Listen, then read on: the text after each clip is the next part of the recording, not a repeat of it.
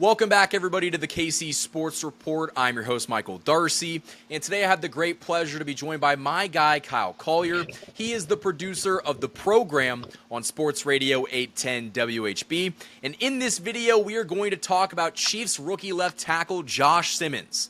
Josh Simmons has been maybe the most talked about Chiefs player that I've seen at training camp in years, and so far, he has been as good as advertised. Now, I will say it has been a couple padded practices, and one of them, punches were thrown. But I think that if you just look at, the very raw physical attributes, he is the best left tackle purely based on the intangibles that we've had maybe since Eric Fisher. And I want to get your thoughts on this, Kyle. What do you think the odds are that maybe he ends up starting week one? I think they're pretty high because he's taken every single starting team rep so far in camp. After he was drafted and you hear Andy Reid right after the draft, Andy Reid goes, yeah, he'll be ready for training camp. You don't hear Andy Reid do that. You usually hear him go, we'll have to confer with Rick Burkholder about that. Andy Reid was confident. So that gave me confidence that Simmons is going to be ready and that the knee is fine. And frankly, I'm okay with that. Jalen Moore, it kind of seems like he's going to be their sixth man, right? He'll fill in at left tackle if need be, at right tackle if need be, because I know Jawan Taylor was kind of dealing with kind of a minor injury in camp. But yeah, if Josh Simmons, day one, I think he will be your starter. And real quick, I want to bring up the Chiefs schedule. And while I'm doing that, Darcy, I do want to address something you said. The most talked about Chiefs player at camp at years. Put some respect on Justin Ross's name. I was gonna lump him in there. I was gonna say it's Justin Ross, who, by the way, worked out with the Buffalo Bills. Justin Ross. You've got Josh Simmons. Who'd be another guy that was Darwin Thompson? You remember that training camp legend? Oh yeah. Yeah. No, I definitely throw him in there though, but. This is a guy who is actually going to contribute, and so day one, if he starts, week one, you got the Chargers. We know they can get after the quarterback. The Eagles, we for damn sure know they can get after the quarterback. The Giants, they've got Brian Burns now and Abdul Carter that they just drafted. They can get after the quarterback. Then you've got Baltimore. So Josh Simmons, really quickly, he's going to be, he's going to be facing the toughest challenges of his career, of his playing career, right out of the gates. So I want to stress that don't go into Kingsley Suamataia mode as a fan, if he struggles early, because he's going to be facing the best competition of his life. As we know, at Ohio State, he only got 4 or 5 games in. But obviously the size, the intangibles, the talent was there. So, yeah, he's going to start. And I think by the way that the coaches are talking already, and just the evidence of him, getting reps with the ones, he's starting. When Kyle, you mentioned it, they're not even letting anybody else take the reps away from him. Yeah. And so I do think it's Josh Simmons' job to lose.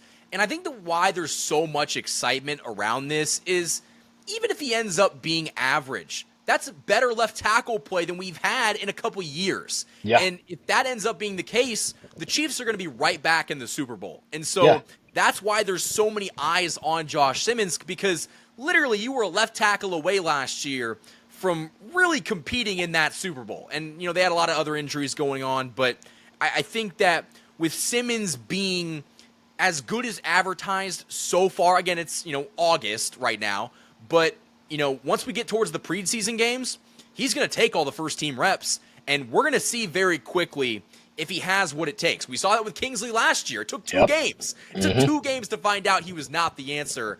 And even if he struggles a little bit in the first 4 to 6 weeks of the season, as long as he's not Kingsley's level bad, who cares? Yeah. And Kingsley's tape was some of the worst tape you've ever seen. Now, we've heard this week, just on the program, we've heard from Pete Sweeney, Matt Derrick, and Sam McDowell from the Kansas City Star actually called it teach tape. Said Simmons' footwork is incredible. And he was careful to mention that this is not Kingsley Suamataia. Josh Simmons is a different animal. Which it's funny that you mentioned Kingsley, because while Josh Simmons has been, the hype, all the buzz is around him. Kingsley Suamataia has been quietly very impressive at left guard. And if that ends up working out, where the Chiefs found their left tackle of the future for the next 10 to 15 years in Josh Simmons, and then you've got Kingsley, who can slot in and play very well at right or left guard, then that completely changes the outlook for this entire season. Yeah, yeah. And if you look at Super Bowl odds right now, the Chiefs are fourth, with a bullet behind Baltimore, Buffalo, and Philly. I feel that if you were to lay down some money on the Chiefs right now, you probably make some, right? But yeah, you brought it up. Even if the Chiefs just have average, and I think 2 years ago, Donovan Smith, that was the epitome of an average left tackle, right? If you've got that again, your team, just mark it down. The Chiefs are making another trip, another deep run in the playoffs. When I want to talk more about Josh Simmons and the left tackle position, and we'll do that right after this ad break. This video is sponsored by my wonderful friends over at DM Injury Law. Injured in an accident, you could be entitled to significant compensation, but time is critical. Rely on the experienced personal injury attorneys at DM Law, Kansas City and Missouri's top injury law firm. DM Law is a full-service personal injury practice supported by a large team of investigators, case managers, medical records specialists, and more. And best of all, you don't pay unless they win. DM Law operates on a contingency fee basis, so no fees unless they win your case. And they also provide free consultations. So if you've been injured, don't wait. You can contact DM Law today for a free consultation and learn how they can help you pursue the compensation you deserve. Let them handle the fight while you focus on healing. Hurt in a car wreck? Call Mike. Remember, Mike's got this. The choice of a lawyer is an important decision and should not be based solely upon advertisement. Thanks to DM Injury Law for sponsoring this video. The Hollywood Casino at Kansas Speedway is the place to be, with over 1,500 slot machines, 35 table games, 4 restaurants, and a new ESPN Bet sportsbook. There are plenty of ways to find your fun. For more chances to win, follow them on social media on Facebook, Instagram, and X. Must be 21. Gambling problem? Call 1-800-GAMBLER. Huge thanks to the sponsors that have supported this channel all offseason long. Now, Kyle, one thing that I talked about on a video earlier, I guess this past week, is I can't comprehend how the Chiefs' medical staff was the only one out of the 32 other teams that cleared Josh Simmons. Yeah. And, I mean, can you just put into words how good this Chiefs' medical staff is? Not really, quite honestly with you, because how do 30, like you said, 31 other teams, how do they let the Kansas City Chiefs get a potential building block, for the next 10 years, like you said? That's ridiculous. And I remember, after he was drafted, there were character concerns from his time at San Diego State, right? Okay. I guess he was a young kid, fine, gets recruited, goes to play at Ohio State. The reviews from their coaching staffs are just nothing but A plus. And Brett Veach said as much, on draft night after they selected Josh Simmons. So the injury really just must have scared people. And frankly, yeah, I get it, because the patellar tendon injury, that's something not a lot of guys come back 100% from, right? So I get it. But it was a necessary risk for the Chiefs, quite honestly, because picking at the spots that they do year after year, you're picking with a 3, right? You're picking with a 3 in front of that number. So 30, 31, 32, that's where the Chiefs are drafting. And finding a left tackle there is a difficult thing to do. For a team like the Chiefs to do that, had they not drafted Simmons, they would have to move heaven and earth to go get somebody from another contender. Like Laramie Tunsil would have costed 2 first-rounders at least. Easy. Easy. And nobody's letting left tackles get to free agency anymore. So you're kind of screwed. So, yeah, the Chiefs did take a risk. I guess the other teams just felt, we can't take that risk right now. But if it works out, then Brett Veach, hats off to you. If it works out, this is the kind of pick that continues the Chiefs dynasty and like literally kind of ruins the NFL. Like this is like when the Eagles, and granted it has to work out. Like Josh Simmons has to continue being, a very good player, but this is like when the Eagles drafted Jalen Carter. It was like, how did you let that happen?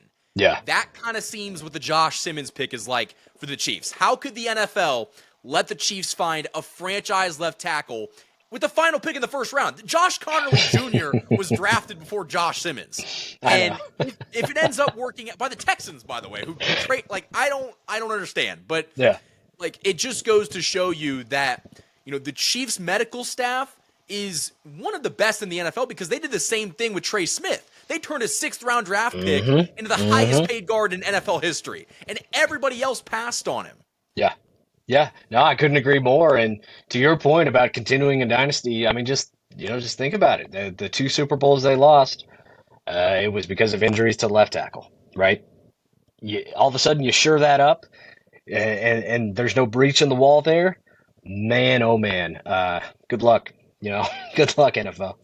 When it almost like makes me believe that if Simmons is, if you could just pencil him in as a capable left tackle, and you've got Kingsley, and you've got Creed playing at an all-pro level, and Trey Smith's going to be motivated after just signing that massive extension, and whether it's Jalen Moore or Jawan Taylor, which I think is going to be Taylor, but this offensive line is going to be night and day better, especially on the left side. I mean, Kyle, I think they're going to go back to the Super Bowl. Assuming that everybody stays healthy and, they can live up to the expectations, what's stopping them? Yeah, no, you're absolutely right. And the only thing that would be stopping them would be catastrophic injury to your quarterback, tight end, or wide receivers, and the offensive line, obviously. But just think about the Chiefs' offense the last 2 years. A lot of people have blamed Matt Nagy for it, and the explosion isn't there. And Mahomes has thrown for under 30 touchdowns and double-digit picks the last 2 years. All of a sudden, you give him a capable offensive line, the Chiefs' offense is going to take off. So there's nothing but excitement right now, and I will stress that it's still more of an if right now with Josh Simmons. We have not seen him go up against NFL caliber talent that is not his own team yet. Yeah. And the Chiefs do have a tough schedule out of the gates. So I'm not expecting Trent Williams to start, obviously, but I am expecting at least average Donovan Smith type level play, which is more than fine. And I was going to say, there's going to be growing pains. Like a rookie left tackle, there's going to be Now, obviously, pains. I want him to be better than Donovan Smith. I want him to be a all-pro, right? Because had the injury not happened, you weren't drafting Josh Simmons. He was getting drafted 3, 4, 5, or 6 overall, right? So I want him to be better than that. And I'm sorry to cut you off, but just better than Donovan Smith to start out is going to be an awesome thing to have. Well, I don't think that those are unrealistic expectations. And if Simmons ends up being better than that his rookie season, it's just icing on the cake. Yeah, oh, absolutely. And the thing about Donovan Smith is that, he was dependable on game days, but like every week he was dealing with an injury, something like that. That's why he never played again after he won with the Chiefs, because he was kind of a guy who, really wasn't going to be reliable. Now, I know Josh Simmons does have the health thing just hanging over his head like a dark cloud, right? But he's a young guy. He's 23, 24 years old, something like that, right? So that's a guy I would expect to just be there week in and week out. And, this isn't Kingsley Suamataia. This is a guy who went to Ohio State. He was their starting left tackle for a reason. He was projected as a top 10 pick for a reason. This could be a franchise-altering move, like you said earlier. Yeah, I could not agree more. Kyle, I think that is all the time we have in this video. Do you have anything else you want to add? Not really. It's just that, left guard will be interesting because I'm not sold on Kingsley yet.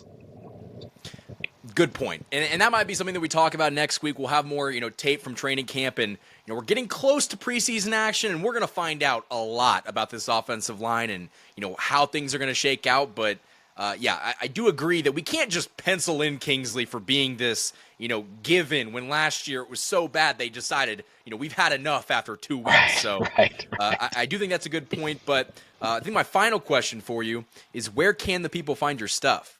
Listen to me on Sports Radio 810, weekdays 2 to 6. I produce a program with Sir Petro. And then find me on the X or the Twitter, Kyle Collier _810. And guys, all that stuff will be linked in the description of this video. Hit that like button, subscribe for more Daily Chiefs content. Until next time, guys, thank you for watching this video. And as always, go Chiefs.